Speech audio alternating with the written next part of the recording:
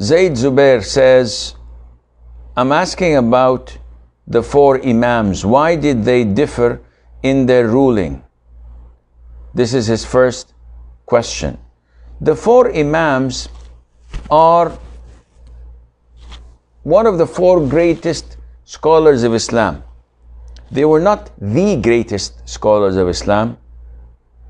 They were scholars who were far, far more knowledgeable than them, such as Abdullah ibn Mubarak, Sufyan al-Thawri, Sufyan ibn Uyayna, al-Layth ibn Sa'ad, and al-Awza'i, and so on. However, these great scholars did not find students to spread their views and make schools for them. So their opinions soon withered away. While the four Imams, the four schools of thought, Imam Abu Hanifa al-Nu'man, Imam Malik ibn Anas, Imam Muhammad ibn Idris al-Shafii, and Imam Ahmad ibn Muhammad ibn Hanbal, may Allah have mercy on their souls, they had lots and lots of students who carried their legacy and spread their views all over the world. That's why they have a great following.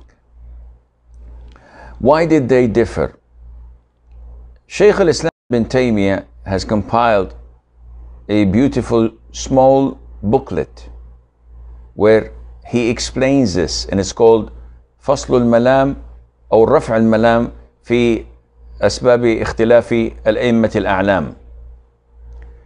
And he mentioned in this beautiful book, رفع الملام, that one of the main reasons of difference of opinion is that the evidence did not reach the Imam. For example, Imam Abu Hanifa, may Allah have mercy on his soul, did not travel as much as Imam Ahmad, for example. So a lot of the hadiths that were available in Egypt, in Damascus, in Mecca, Medina, and in Yemen were not available at Al-Kufa at that time, in Iraq. So he only gave verdicts in accordance to what he had known of, not of the entire Sharia, because he wasn't capable of obtaining that evidence, because they did not have print houses and books that we have the ability to research and look into. One of the reasons that they differed is that the evidence may have reached them, but they did not classify it as authentic. So they may believe that this hadith was weak. And we know that Imam Malik, Imam al-Shafi'i, and Imam Ahmad were all scholars of hadith. And they had the ability to authenticate and to weaken a hadith according to the chain of narrators, according to the text, according to so many things.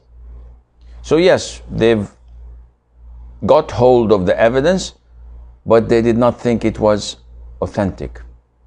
A third reason was that they did get hold of the evidence, and it was indeed authentic, but they believed that it meant something else. As per the Quran, ثلاثة قروء. And this is mentioned in chapter 2, Surah Al-Baqarah. A woman who's divorced should observe her iddah for 3 qur', ثلاثة قروء. And scholars differed whether this is referring to purity or to menses.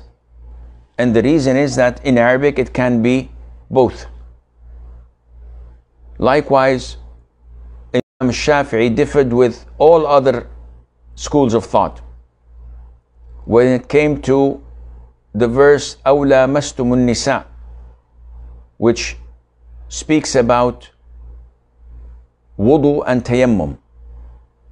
So the ayah says, or لامستم النساء can be interpreted as you touched women, and it can be interpreted as you had sexual intercourse with women.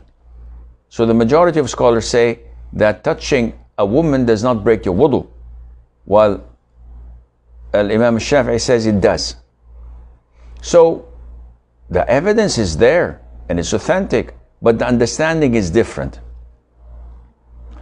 And it could have been, to some of them, authentic and the understanding is true, but it was abrogated. And the other side thinks that no, it is not abrogated, it is still valid. So there are so many reasons for their difference of opinion, and this is why Allah mentioned it in the Quran, that whenever you dispute or differ in regards to an issue, then you have to return it and consult Allah and the Prophet ﷺ, meaning the Quran and the Sunnah of the Prophet ﷺ.